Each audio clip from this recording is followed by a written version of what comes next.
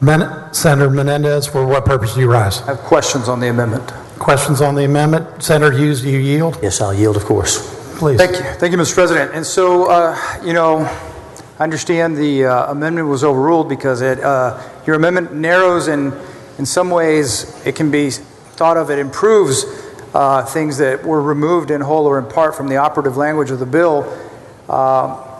I guess the overall concerns about the bill and the remaining, the exemption that's remained unchanged is the quote, or other support language remains, and the quote, religious organization and affiliation remain vague and undefined.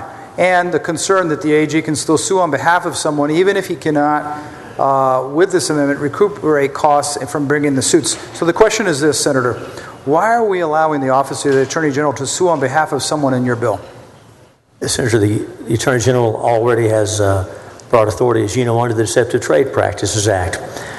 Individuals can bring suit, and the Attorney General can bring a suit on behalf of citizens under the Deceptive Trade Practices Act. The AG is, of course, the state's lawyer, and so it makes sense that the Attorney General should be empowered in a bill like this to defend people's rights. So your amendment defines religious organization, is that correct? Senator, I'm going to have I'll have an amendment to the amendment that defines religious organization, so we're not there yet, but it will if we get that amendment to the amendment on.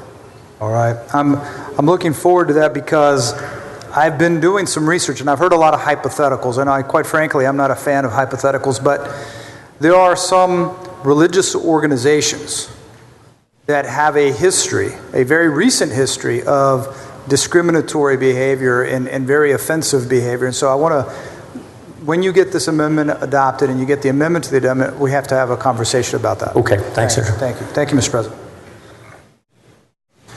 Senator Hughes, you're recognized for a motion. Move adoption of floor amendment number 1. Senator Hughes.